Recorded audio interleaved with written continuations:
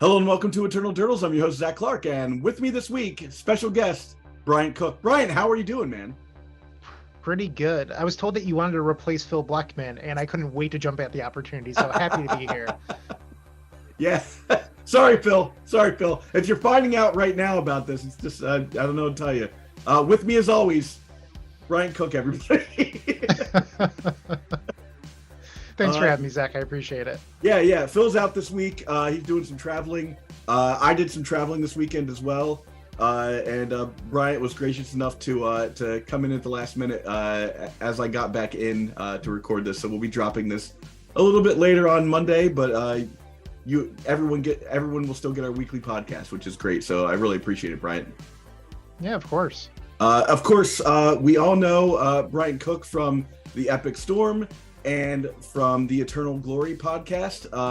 I'm probably missing like several other accolades if you want to fill in any blanks. I'm just the guy that plays Magic, and sometimes I record it. That's pretty much it, right? Yeah. You're kind of the player we all know the most well for tossing down Lion's Eye Diamonds, which is a vastly different experience than the way Phil Blechman and I play. Phil was actually a Lion's Eye Diamond gamer when I first met. Phil used to be a Yu-Gi-Oh guy, and then Phil traded his Yu-Gi-Oh cards at our local game store and was like, "Oh, I'm friends with all these guys that play Storm. I should play Storm." And then we watched Phil do it, and it just wasn't for him. We'll say that.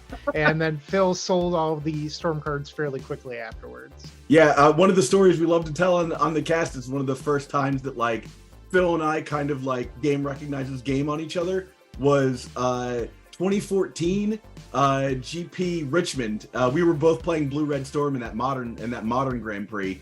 Notable Grand Prix for the guy who did like the photos of people's butt cracks.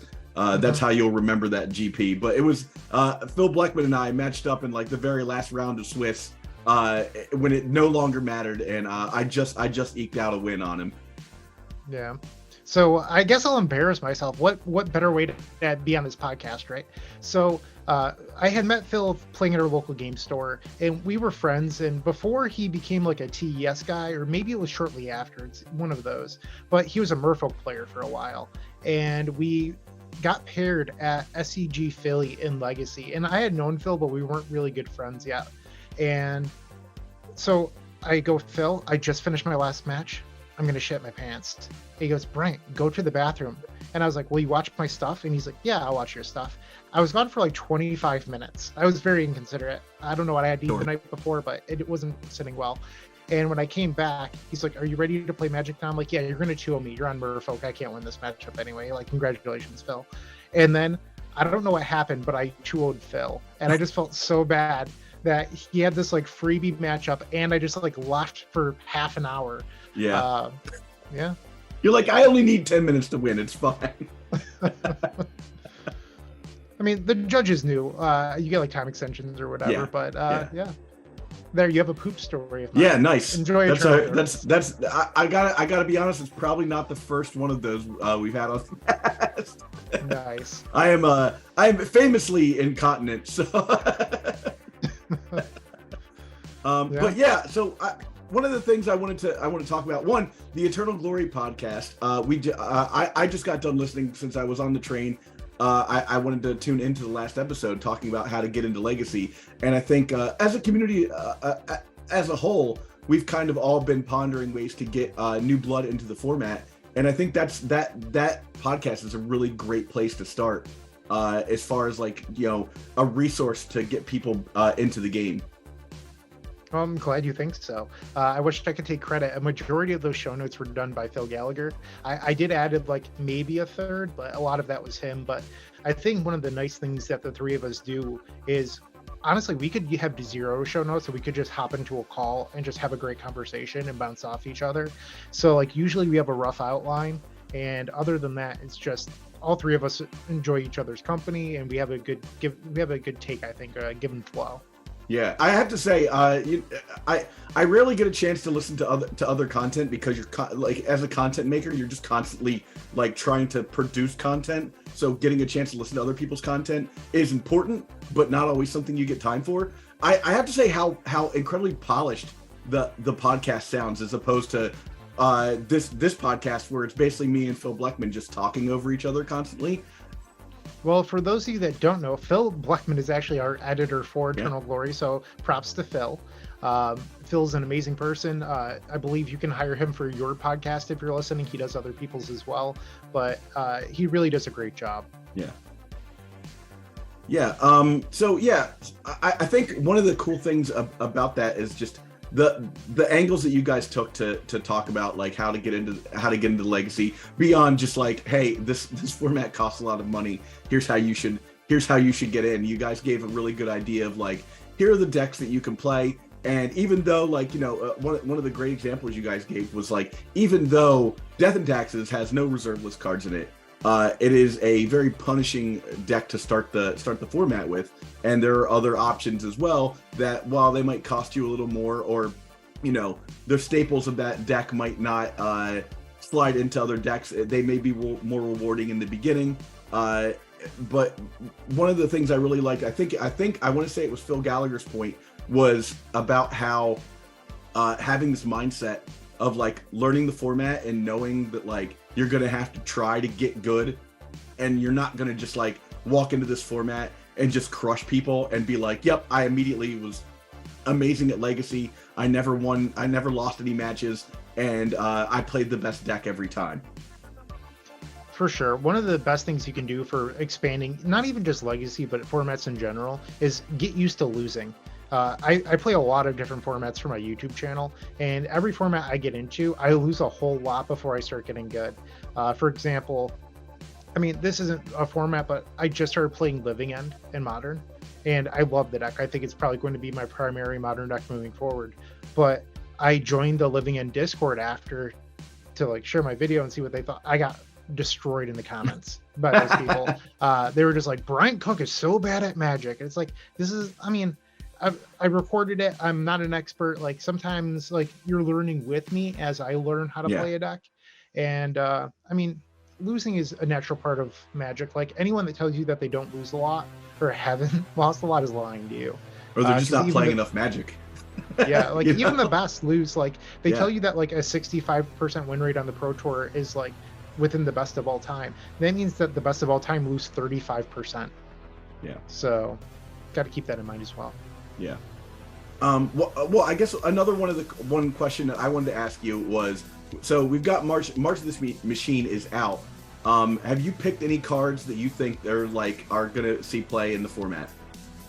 I've recorded one video so far with Urbrask in Ruby Storm, and I'll give everyone here a spoiler. It's probably not going to be out for like another week and a half, so you can watch it. But I just missed playing for a 5-0 in match 5.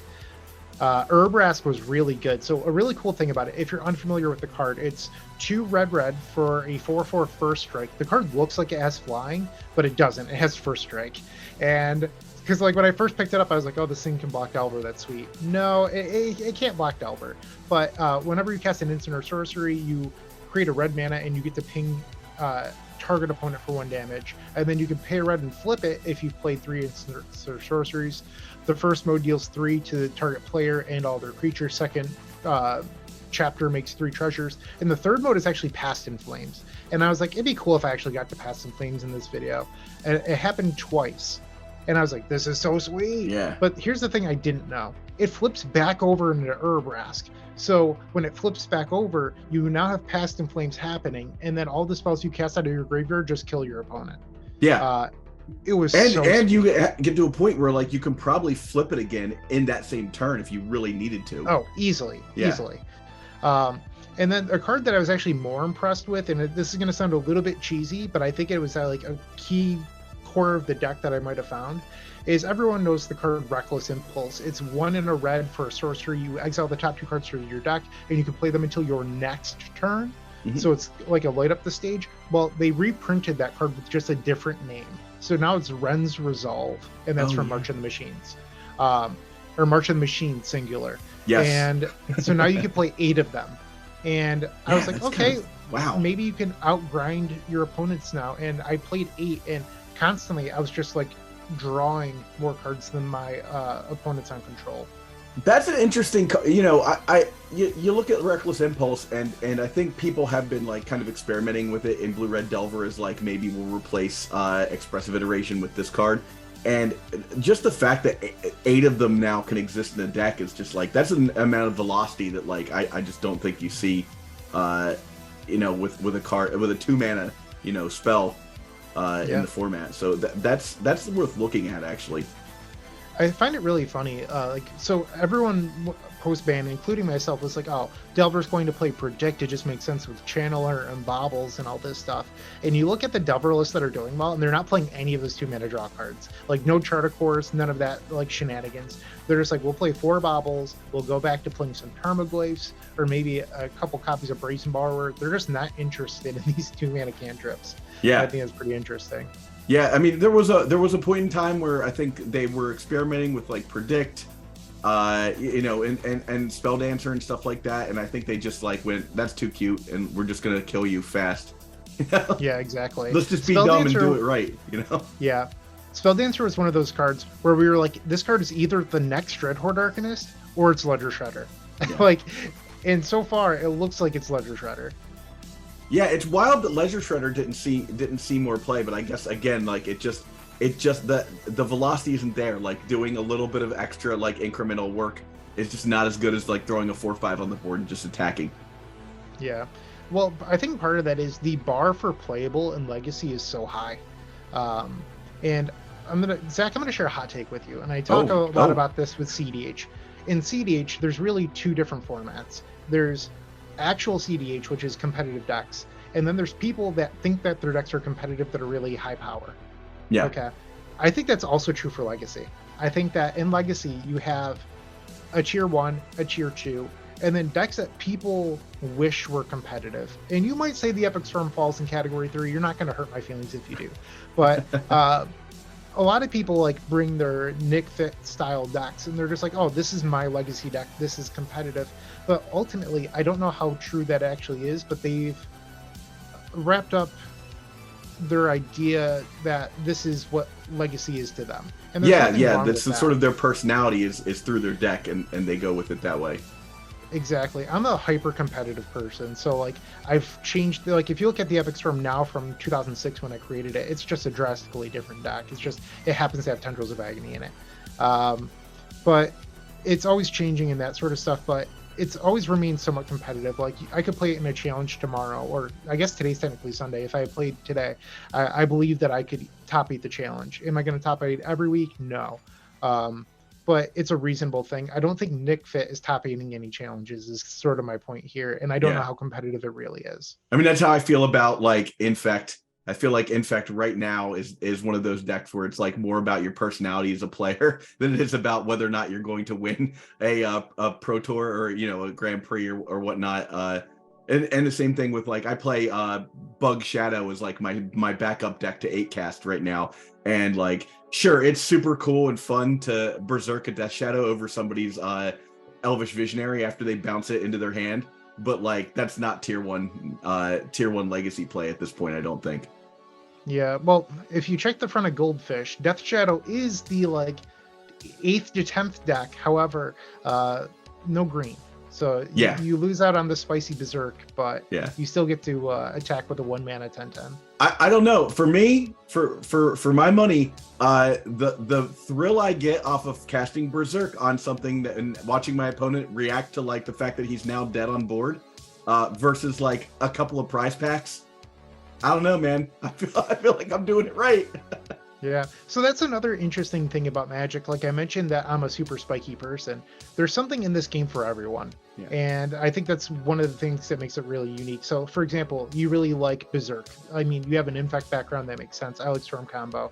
But there's also people out there that are like, oh, I really like Transformers, and there's a Transformers set. Or for example, my wife's dad, his favorite thing of all time is Lord of the Rings. He bought the Lord of the Rings box. Like zero interest in Magic. But the fact that they're doing all these sort of crossovers that people get really upset about, they're like, not in my card game, no Lord of the Rings here or whatever. I don't know. It's just like kind of silly when I think the idea is you want more people playing your game. You want Magic to be a welcoming place, that sort of thing. Yeah. Shout out to your father-in-law though. I'm a big Lord of the Rings fan myself, so I'm super hype about that set. I don't know about you, but like, man, more of that, please. Like, all I want is like, give me all of the cool IPs I grew up with in this game. It just makes so much sense. It's wild that like it took this long to get D&D into Magic the Gathering. Honestly, like it's been what 20 years since this company has owned both properties. Yeah, that's true. So one thing I do think is a little confusing is like one of them is standard legal and one of them isn't. Yeah. Like they just made it very messy for no reason. I was actually looking, I recorded a video earlier today for Pauper. It's Pauper Rakdos Reanimator, and there's a card in there that I missed initially called Summon Undead. It's a 5-mana sorcery. You can mill 3 and then return a creature card from your graveyard to the battlefield. And that card is actually just like the perfect card for that deck. But I was like, oh wow, when did Baldur's Gate come out? And I looked and I'm like, it feels like there's been a million sets since then, but it's only like within the last 6 months. Yeah. So there's just so many cards nowadays. Yeah, I mean, and you know, who knew that we were going to get a Hugh Grant Magic card? Like, you know, I didn't have that on my bingo card at all growing up. Like, I wasn't like, you know what celebrity I think we're going to see in like 1995, you know, on Magic cards? Hugh Grant, obviously. You know, yeah. Love Actually. I'm still waiting for Danny DeVito personally. Oh man, I think he'd be a great one. Just as Trash Man. Exactly. You're in Philadelphia now. Like I'm sure. It's an Just Always Sunny fan. Yeah, I grew up here, and you know, right when I moved back, I lived in New Brunswick for a while, and I moved back to like kind of crash at my dad's and like figure out what I was going to do with my life before I moved up to Brooklyn, and It's Always Sunny had just started on FX when I moved back down, and so that is like, to me, like that's a time and a place. And my wife, not being a Philadelphian, didn't get it until we moved down here. And when we moved down here, she was like, I 100% understand It's Always Sunny in Philadelphia and like everything around it, but like she had no idea before. So since we're talking about It's Always Sunny, we're just going deep off the rails here. Oh yeah. So I watched Mythic Quest that has Rob McElhaney in it. It's essentially Silicon Dynasty, except you're working at a video game company, and Rob McElhaney is like the lead creative director. He's in It's Always Sunny, if you're unfamiliar. Yeah, he's Mac. And, exactly, and I just loved it. So if you haven't watched Mythic Quest, and I know that Phil Blechman, one of his favorite episodes of television ever, is in Mythic Quest. When he found out I was watching it, he was so excited. He's like, "You just have to skip to episode 5." I'm like, "Phil, I'll get to episode 5. Like we'll get there." That show, I can watch it, but it gives me a little bit of PTSD because that is my job. Like, I am like 5 characters on that show in my real life. I would recommend it to anyone. Yeah, it's a really fun show. Yeah, and then there's Welcome to Wrexham, which is the actual Rob McElhaney in real life and him controlling a Welsh football team. So, wow, definitely check that out. It's on Hulu. I've not seen that. I'll have to check that out. Is that Is that also on Apple TV? No, it's on Hulu. Oh, okay, well, perfect. I can actually watch it. Yeah, awesome. Yeah. So, I think one of the things I wanted to discuss was, you know, how did you, you know, you've been on Storm for forever. How did you decide that was just going to be like what your flavor of Magic was? Like what drew you to Storm? well, I had been playing for a bit before then. So I started Magic in about 2000, 2001. And back then it was called Type 1.5. It was connected to the vintage ban list. Yep. And Legacy wasn't created until 2004. And 2004 happens. It was actually September 2004, if my memory serves me correctly. And Lion's Eye Diamond, Chrome Mox, Mox Diamond, a bunch of broken artifact mana came off the ban list. And for 2 years, people just could not figure out a Storm deck. Like, yeah, Belcher existed. And back then, Belcher played like Birds of Paradise because like the format just didn't have as many powerful cards in it. So like you were 2 lands that were often like Bayou Taiga. And then like turn 2 Belcher was usually what you did. And people back then were like, do we run 4 diminishing returns? Like there was no like real core to the deck. Like people just didn't solve it. And I ended up coming up with like a creature-based Storm deck that quickly figured itself out once Cold Snap released with Rite of Flame. And then when I got a hold of Rite of Flame, it just, everything clicked after that. But I had played Angel Control back then. That was like Exalted Angel, Mana Drain, Sylvan Scrying. I played a bunch of control decks. Like I was mostly a blue player. In fact, I played a lot of Rug Threshold, that it was known as at the time, with Werebears and Fire Ice and Flame Tongue Kavu and Nibble Mongoose, all the classics. What a wild time that you could play Flame Tongue Kavu in Legacy. It was so good. It broke the mirror match because it would trade with 2 Werebears. And you could also tap Werebear to help cast it. Werebear was the man. And then, unfortunately, they printed Tarmogoyf. Yeah. So, like, being in Legacy as long as I have been, I've seen cards come and go. Like, I've seen the rise and fall of Werebear, the rise and fall of Tarmogoyf, which was obviously a lot longer. Yeah. Young Pyromancer went from, like, being the best creature ever to pretty much unplayable. And I think it's kind of silly now that, like, people have decided that, like, the 2019 era cards would have ruined Legacy, because I look back and I'm like, power creep has existed this entire time. Yeah. It just happened at a slower rate. So when you're upset that you can't play your favorite cantrip or discard spell or whatever, all those cards were always going to slowly leave the format or whatever. And I think that it's just a little bit silly that people have taken the stand that, like, it's only cards from the last handful of years. It's like, you might have gotten into Legacy right before those, so you have a sweet spot for those cards, but I've experienced it most of my life at this point.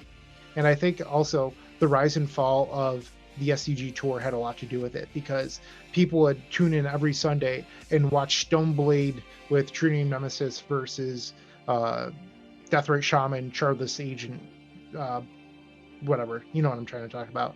And once those cards become less viable, they attach their identity, or their the format's identity, to that era, when I remember before that. And someone that's always trying to figure out what's the future as well.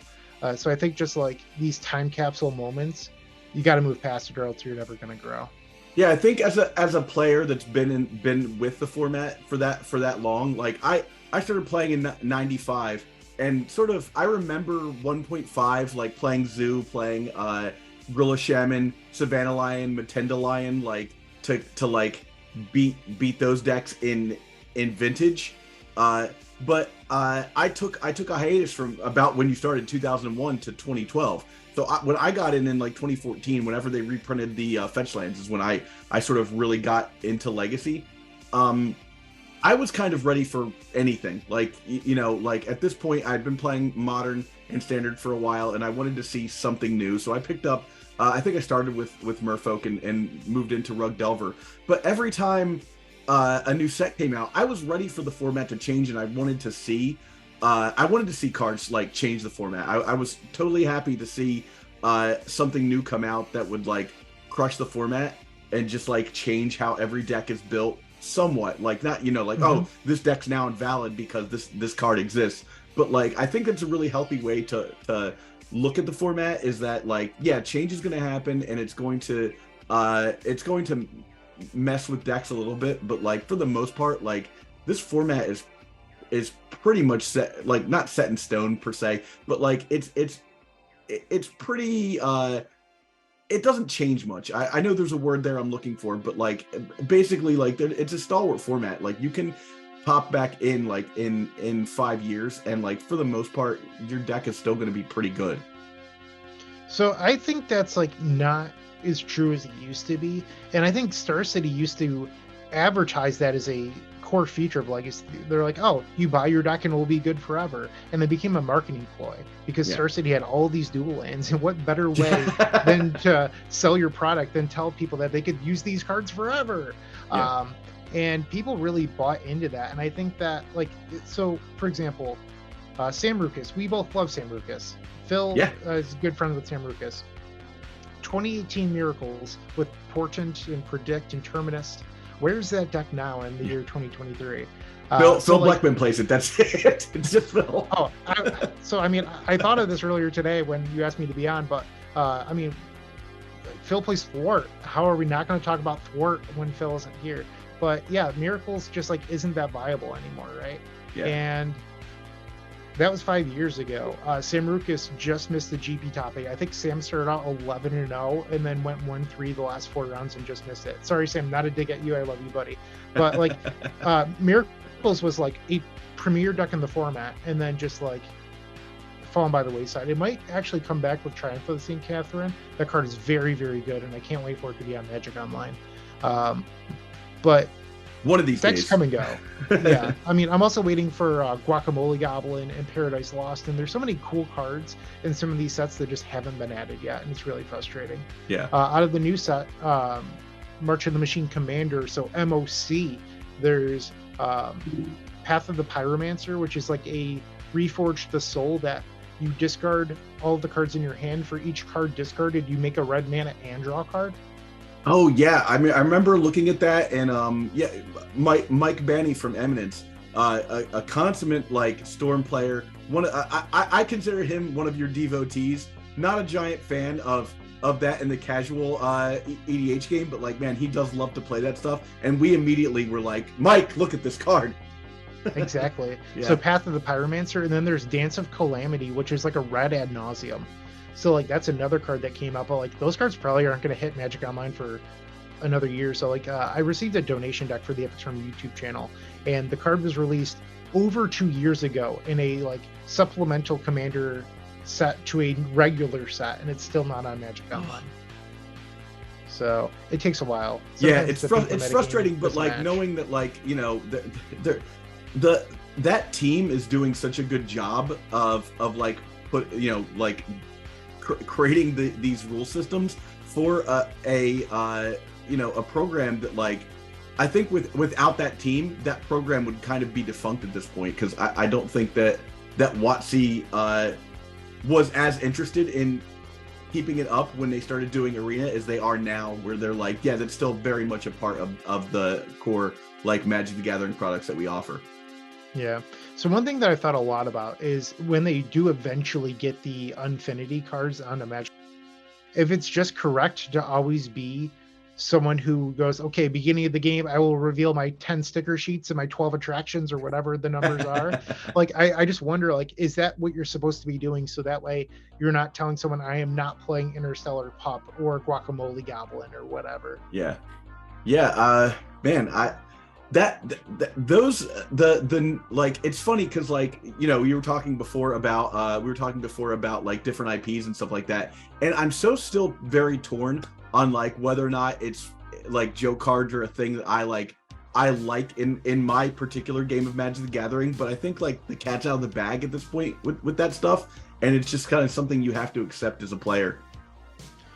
I think that Interstellar Pup could be playable. Guacamole Goblin is definitely going to see some fringe play. Its real name is like 5 different underscores Goblin. Yeah. If you're unfamiliar, but like those cards are both like pretty viable. Paradise Lost is like, could be a legitimate card. I don't know why that needed to be in an unset. Yeah, there are a couple of those cards. Like even the like, I get like, because of the flavor of what is it, Comet Interstellar Pup. That card needed to be in that unset, but like minus the like randomness of the dice rolling and stuff, most of what it's doing is not like jokey per se. Also, there's like Crowstorm. I want that card to exist. I want to see if that card like has what it takes to cut it. Yeah, exactly. Like why couldn't they retroactively go make that a real Magic card? I don't know, or like reprint it. Yeah, I mean, we'll never know for now. I mean, I would have played Night of the Hokey Pokey in Standard at the time that it came out back. There was, I don't know how, if you weren't playing when the original Unglued came out, but there was this thing called Arena that you had to, like, that you did at your local, which was basically like, you had to play. That's how you got your lands. Yeah, exactly. You basically play in this like kind of league system at your local, and you'd report back to your TO, and you could just play as many matches as you want as long as you didn't play the same person the next round. So if you had 3 people, you could just keep like switching off and playing with each other. But one season, they were like, okay, like you have to have 15 unglued cards in your deck, And I went white weenie with Night of the Hokey Pokey and like a bunch of other, like, I think I played the dice rolling card that like allows you to like plus X one of your creatures. But yeah, we just like, it was really fun and a little silly, but like I had a blast as like a 15-year-old, like 16, 17-year-old playing with like joke Magic cards. Then it became such a, like, the game got so much more serious in the years to come that it felt weird seeing like any of that joke stuff, and they took so long to like put out more stuff like that, and now it seems like it's coming a lot faster. Yeah. So one of my favorite, I know I'm changing the subject a little please. bit here, but right after Legacy became Legacy and it separated from Vintage in its reserve list, there were these events, and our locals were always like 20 to 30 people here in Syracuse, New York. And at the time I was young, like I was born in 89, so I was probably like 15, 16 at the time. But so we would have 20 to 30 people for our locals. Well, every third Sunday of the month, and our locals were always on a Sunday, which you don't see anymore, by the way, because like we had Sorcerer's Sundays too. Yeah. Yeah, like events on the weekends like pretty much died when large events became a thing. But back to my original point. So we'd have these team events where you and your teammate would sit kitty corner. So like I would be in seat 2, my teammate would be in seat, how did that actually work? Seat 4, okay. I guess. So like you would always be diagonal from your teammate, and you would just like, it wasn't two-headed giant. Like each person had 20 life, and you often wanted to play strategies that synergize. So for example, Zach, let's say you and Nate were both on goblins, and your goblin lord would give each other's goblins +1/+1. But let's say Phil Blechman and I were both on solidarity, and if Phil cast solidarity on somebody else's turn, it would work for me, so that way we could work together. And it was this really cool format, and I played a bunch of that, and it was a real like legacy format. It was just legacy teams, and back then you could check it on your DCI page. It would come up like team constructed legacies. And I know that there was like a town in Brazil that often did it, because we were always trying to see if we could get ranked above the teams in Brazil. But like I've always wondered like why that format died out, because it was so cool. Like it was like some of the most fun Magic I've ever had. Yeah, you know, when SCG used to do their team events where they'd be like standard, modern, legacy, like each player has to have a deck, and then you best 2 out of 3 with those events were always so fun for me, and kind of great because you could introduce your friends that didn't play legacy into like watching like how you were playing, and they cared too, you know, like they were watching, you know, if you were the last one in, they were like watching your plays and trying to like help you make decisions and whatnot. And to me, it was fun for a couple reasons. One, because at these big events, often like, you know, we see each other at big events all the time, and what happens, like I wander past you 2 or 3 times and you're like, hey, how you doing, you know, how you doing, and then like that's kind of it for your friends. Like you just like see them in passing, but knowing that you've got 2 people with you all day long that you can kind of like bullshit with and sort of rely on to like just hang out with and like grab food with and stuff, that was just such a great experience for me. And I think that they should bring stuff like that back, because team events where you're like with 2 other people all day long, or even if it's just one other person all day long, like I just really liked knowing that like I could show up with guys that I grew up with, and I'd be with them all day. I didn't have to like split time and like be like, hey, how you doing later on, like, you know, you got like real quality time with your friends that way. Yeah, for sure. So I'm gonna throw him under the bus here. I played in a team event in Philly, and I ran into Nate, and Nate goes, Bryant, I just had a conversation with you. And I was like, yeah, Nate, did you? He's like, yeah, I saw this white guy with glasses and parted hair, and I could have swore it was you. He's like, I talked to him like 10 minutes about Storm, and the guy just like went along with it. He's like, oh yeah, that sounds like a really good line. And like, he's like, this entire time the guy just pretended to be you.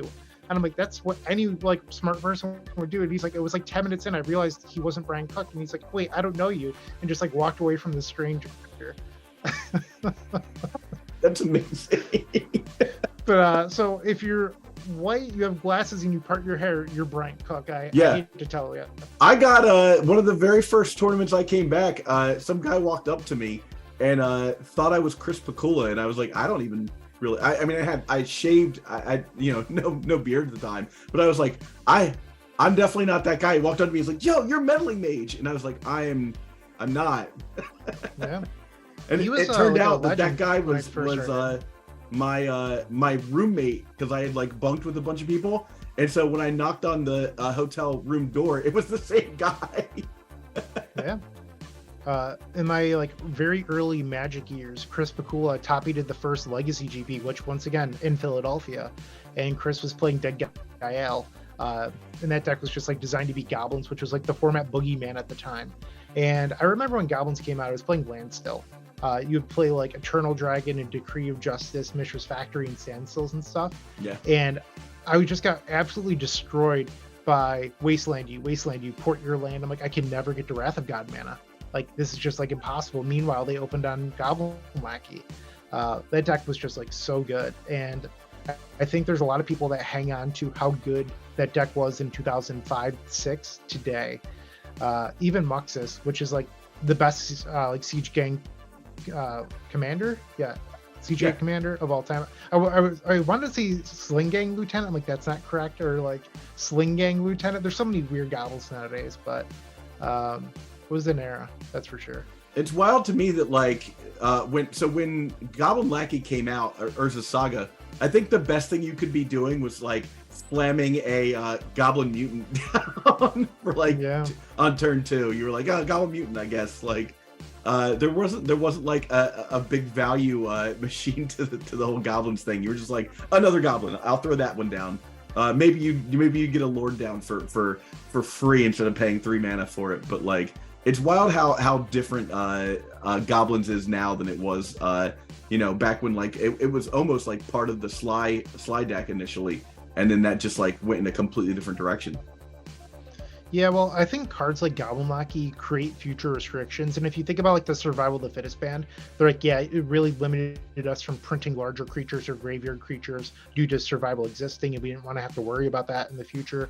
I feel like goblins, like the people working at Wizards are always like, well, if we print this, how's it going to interact with Goblin Lackey? So it's like this like weight on the entire goblin archetype. And it's just like interesting to think about. Also, another hot take for you, Zach. Unbanned survival, it'd be fine. I mean, we're always like, saying that. Like, people are like, but what about turn 2 Gristlebrand? Have you never played a Legacy League where turn 1 Gristlebrand is the regular? Like, you think somehow adding basic forest is going to make that deck any worse? Like, it already exists. Like, there's no reason that survival, like, other than like reserve list cost. Yeah, I think the reserve list is the only legitimate argument. Like, that card, if it were unbanned, it would still be impossible for a lot of people to play. I think that's the only legitimate argument to keep that on the ban list. And they're like, but what about like turn 3, 4 Vengevines attacking you? Yeah, okay, sure. Have you ever had an opponent go turn 2 Show and Tell Omniscience? Like, or turn 2, turn 1 Dark Ritual Doomsday, turn 2 Uncounterable Thassa's. Like, there's so many things in Legacy that people have decided that this 2-mana green enchantment that takes a green for each activation is too troublesome. Like, I don't know. I just think that people need to expand their thinking a little bit. Like, Needle didn't even exist when that card was good. I have a question for you that is related to that, actually. And you're the exact person I should have asked this a long time ago. Every year we have our like what should we unban episode, and of course I'm always on team unban Necropotence. But legitimately, how do you feel about if Necropotence wasn't banned? Would that be a card that like Storm would even play? Storm, no. Doomsday, yes. Like, you could try to build a Necro Storm deck, but it would just be worse than Doomsday. Like, I think that Necropotence is easily way too good for Legacy. Like, it's not even close. Like, I think it would actually just create like a very miserable format.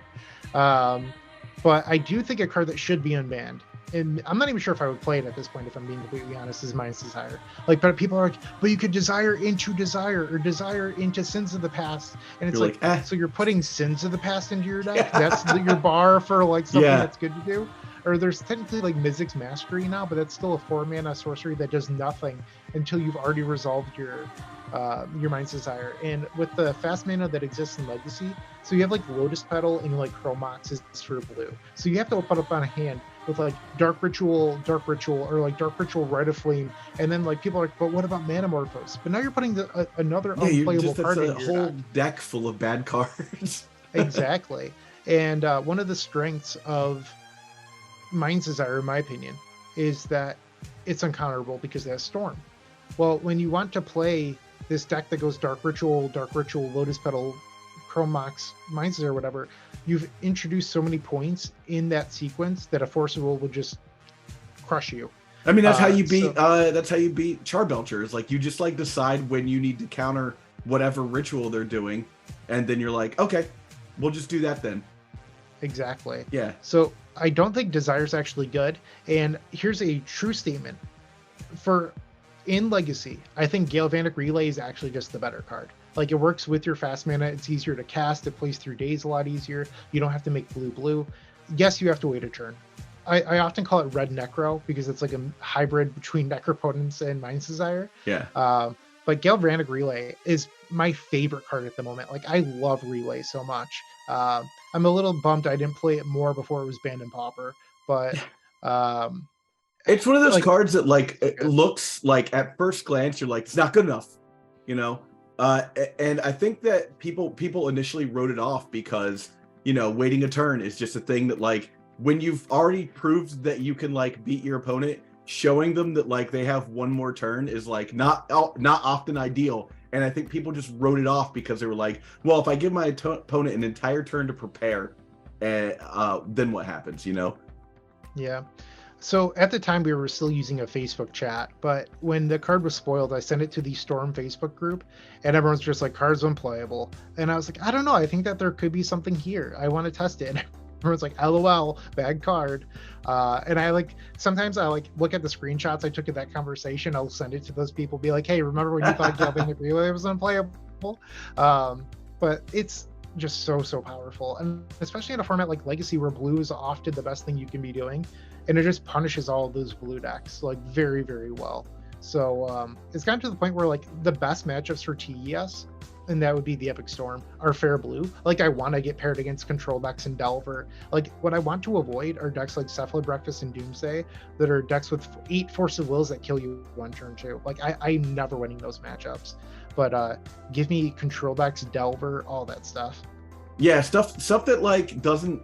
It seems like to me that stuff that, like, wins, like, through tempo and attrition against Storm just doesn't cut it nowadays. Like, Delver's nice and all, and putting that clock on the board is ideal, but, like, decks that can put a clock on the board and then win the next turn and still disrupt you seem like just the better option if you get to choose what you're playing against Storm with. Yeah, I think that's about all the time we have this week, Bryant. But I want to thank you again for coming on the cast. Especially last minute like this. I really appreciate it. And yeah, I just it's really good to get a chance to hang out with you. So thanks for having me. I do appreciate it, but don't make it seem like this is a temporary. Like, we talked about, like, I'm replacing Phil Blechman. Yeah. I will see you next week. Yeah, I'll see you next week. Everybody, thanks for watching. Don't forget to like and subscribe, and comment, get in the comments down below and tell Phil this is it. I'm sorry, guys. Good riddance, Phil Blechman. Later on, Phil. What it do, indeed. You've been thwarted. Yeah. All right, Brian. Brian, have a great day. Thanks so much, man. See you, everyone. Thanks for watching.